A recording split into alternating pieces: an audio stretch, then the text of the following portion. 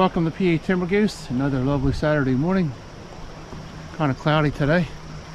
Back at the Swatara today. I'm going to do some fly fishing. We're going to head upstream from where we fished before. It's pretty peaceful here today. It's all about 6 deer hunters. Archer season's right around the corner. They're starting to scout, get their spots set up. We're going to stroll across the bridge here and get down to the water here and go up the other side. Let's see if we can find a trail here. Alright, we'll turn you back on once we get on the other side of the stream.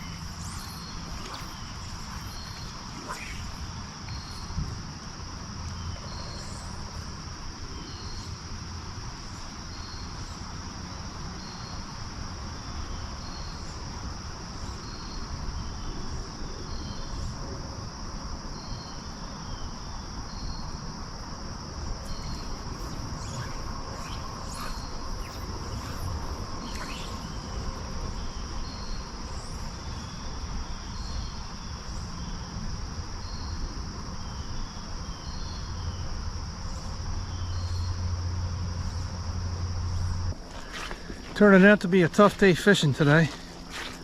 Only a few bites.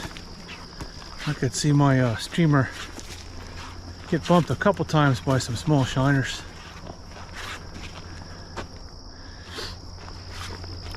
This area probably got hammered over the holiday. That last big sandbar down there on the right had about 8 piles of rocks, which means there was at least 8 rods in that hole with bait. The Swatara doesn't have a lot of high quality fish.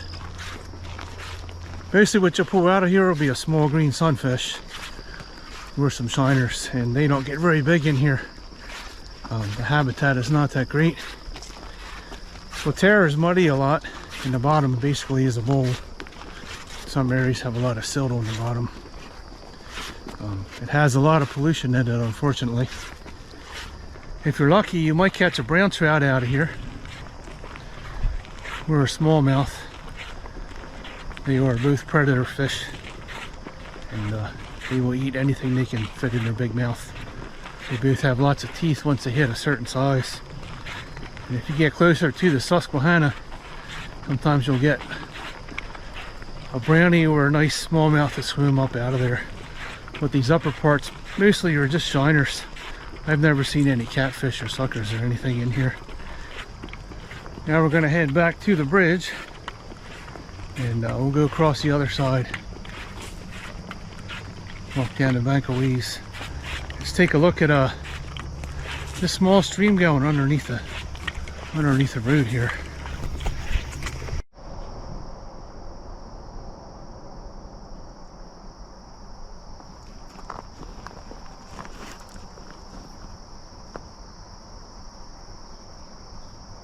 There's a few fish in there. There's some minnows. Further down Swoops Valley Road, back where the fossil pit is, there used to be native trout in that stream, small brook trout. And the stream down the road further, which I believe comes down from the left, both of those had native trout in them at one time. And the last couple times I looked in there, I don't see any anymore. Native trout are very fragile. They have to have cold, clean water, which means no herbicide runoff, no pesticides, no acid mine drainage, no salt brine runoff, which unfortunately both of those tiny streams have all that. The waterways in Swatara are mostly polluted. There will be an environmental damage video from PA Timber Goose on Swatara Park in the future. And I'll show you some of the streams where there are no fish, where the environmental contamination is coming from. This park used to have a lot of trout in those tiny streams, but they are no more. Back on our bridge here, it's starting to rain a little bit. We're going to go down the stream channel here and follow the stream down and find a cool spot to sit and take a break, so stay with us. It's so beautiful in here. Let me turn the camera around. You can see the bridge and the overflow channel for Swatara. Here's the bridge I walked across this morning. Back down. Now we are in the overflow channel, which goes right underneath of the bridge. You can see all the smooth stones in here from the high volume of water that rolls down here. No, this is not man-made.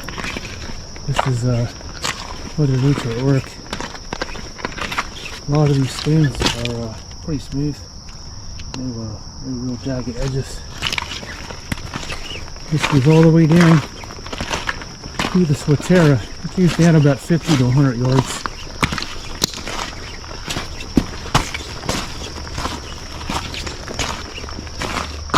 Here's another look at the bridge. With me there. Here's another look upstream.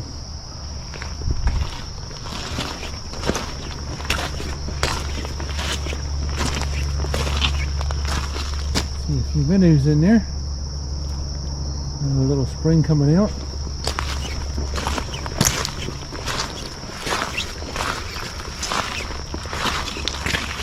Lots of life in that clear water.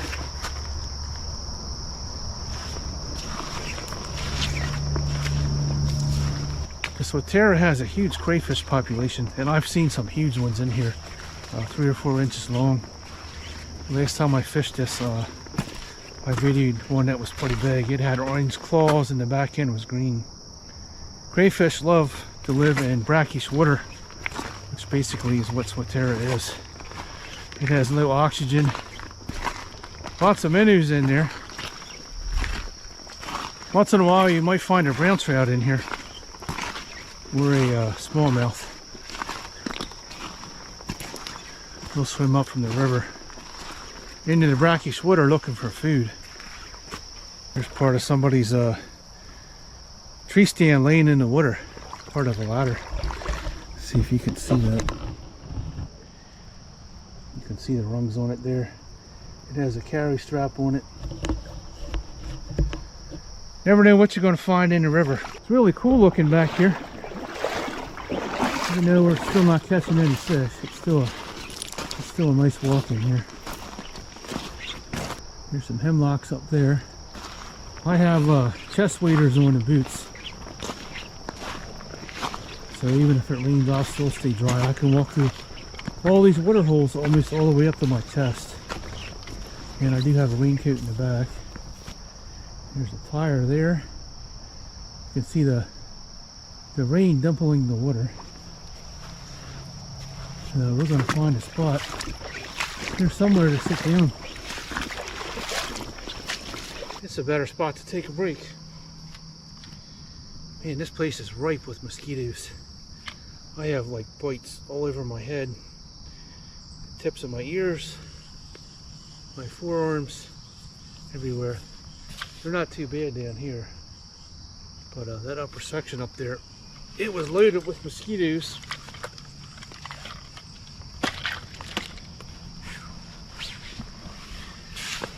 It's been a nice day so far.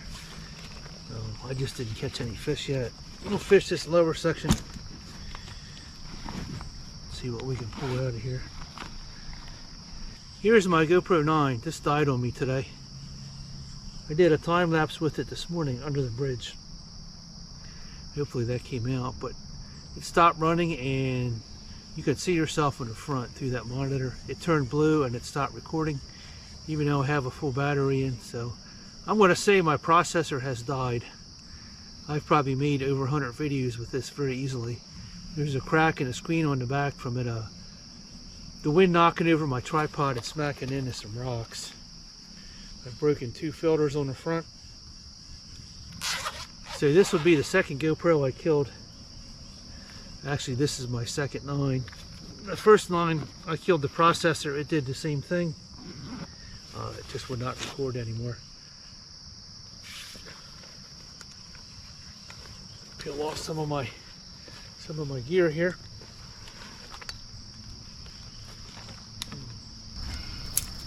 Here's my 48-ounce Nalgene bottle. What is on the menu today? We have my old standby salted peanuts in the shell. And another favorite meal. This one got kind of smashed up there. Pro meal on the go.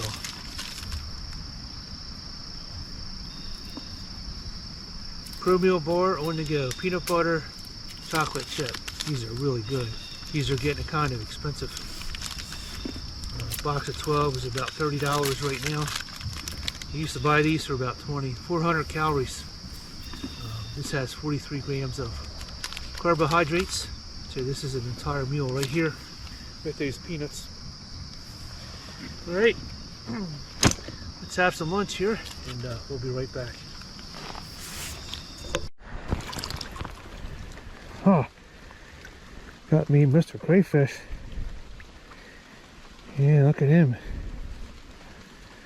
He's trying to pinch me. He's trying to hide under that rock. New match for the timber goose. Alright, let's put him back. Here he goes.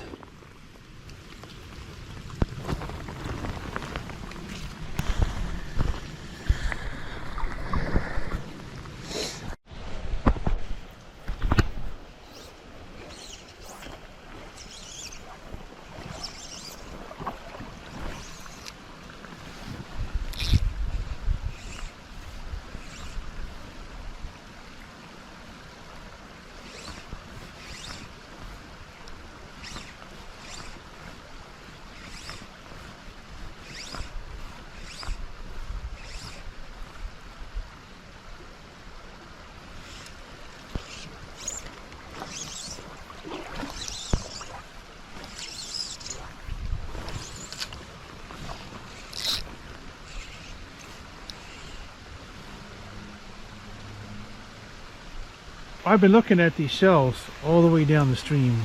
There must be some very busy raccoons here at night.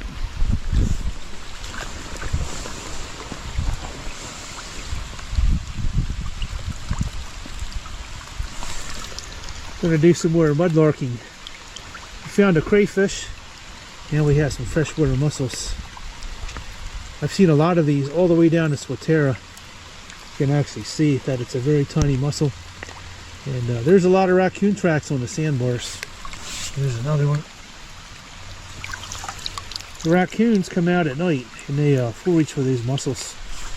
All the way down from the bridge, there are hundreds and hundreds of these little mussel shells open like this on the bottom. What happens is the raccoons come out at night And they forage around in the shallow water for a meal. They open these up and eat them. I don't know how much food is in there, but there are hundreds of empty mussel shells all the way down. Here's a whole one. It's pretty cool looking. We're going to call this fishing trip a bust, despite how much fun I had walking down the stream. Sometimes you do really good, sometimes you do very well. The rain is not helping me today. The water temperature is actually pretty cold, which turns, unfortunately, turns the fish off a little bit. Makes them a little sluggish. And the water is very shallow. But we have a cool surprise on the other side of the stream here. We'll take a look at.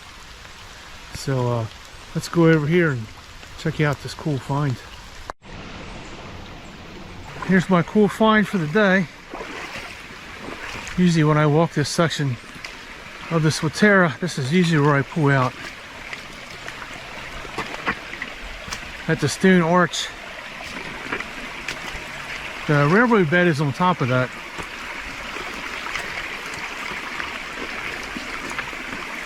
It's always cool to come down here and take a look at this. You can let me know in the comments if you know how old this arch is. But I always think this is cool, considering it was cut by hand and laid by hand.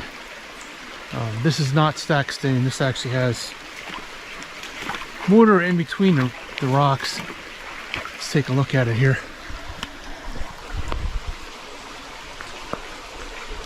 Let's take a look at the arch here. Let's go through and come out the other side here.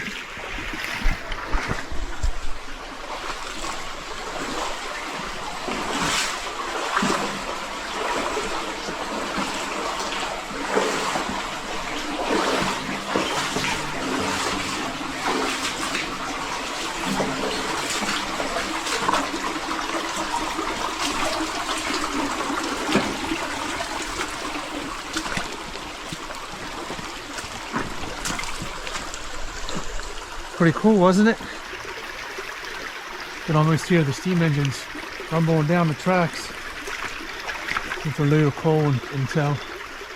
All right, let's climb up the bank here and get up on the bike trail. Thanks for watching PA Timber Goose. Hopefully you enjoyed coming along with me today, exploring the Swatara, doing some fly fishing. If you like this video, give it a thumbs up. It helps the algorithm. Hit that subscribe button to help my channel grow. Check out the trailer at the end of this video, and we'll show you some of the fish I caught with the fly rod up in New York. And as always, we will see you on the next video. Thanks for watching PA Timber Goose. Welcome back. Hopefully you enjoyed my video of fishing the Swatara. We didn't catch anything today. The conditions weren't right. The Swatara actually was kind of cold and it was very low. Didn't really get any bites. I saw a couple fish tap my fly when it was coming back. Usually I just fish streamers. But behind me are some of the fish that I've caught in the past from the Lake Ontario tributaries. Most of these fish were caught in the 90s. The only fish that I could not catch was lake trout, because I had to go over to Niagara Falls and fish that area because that's where most of the lake trout were. But I didn't drive over that far. But let's take a look at some of the fish that I have hanging on my wall here. The camera does no justice to the size of these fish. The locals kind of laughed at me when I kept these because this is a normal fish. But if you fish the small streams in Pennsylvania that we do, you usually don't see a brown trout that's that big. That fish is about 28 inches. He's about 7 pounds. This one is very similar. Both of these fish are about 7 or 8 pounds apiece. I believe that one is bigger, and that is the spawning colors. They're both males. That's actually the entire fish. After they've been in a tributary for a while, the entire body will change to this color here. So the whole fish will turn bronze. And if you look real close, you can see all the teeth in their mouth. Brown trout are predators. You do eat a lot of small fish. These two trout came from Oak Orchards, which is a tributary of Lake Ontario, and Oak Orchards comes out the bottom of the Great Lake. This is a steelhead. He's about 30 inches long. He's about 8 pounds, maybe 9 pounds. He has a pretty big belly on him. I caught him in 12 Mile Creek, which is very close to Niagara Falls. Here's my salmon. He's about 38 inches and he weighs about 20 to 25 pounds, somewhere in that vicinity. And the only reason that that's hanging on the wall is because he broke my rod. All I had left was the reel and the handle. The rest of the rod shattered. That salmon also came from 12 Mile Creek over towards Niagara Falls. This one here is kind of faded. I've had this one for a while. This is a coho. It's kind of like a reddish color on here. I forget what they call that. But he came out of Orwell Creek, which is a small tributary that goes into the Salmon River. Out of all these fish hanging on the wall, this one is probably the meanest and the most aggressive out of all of them.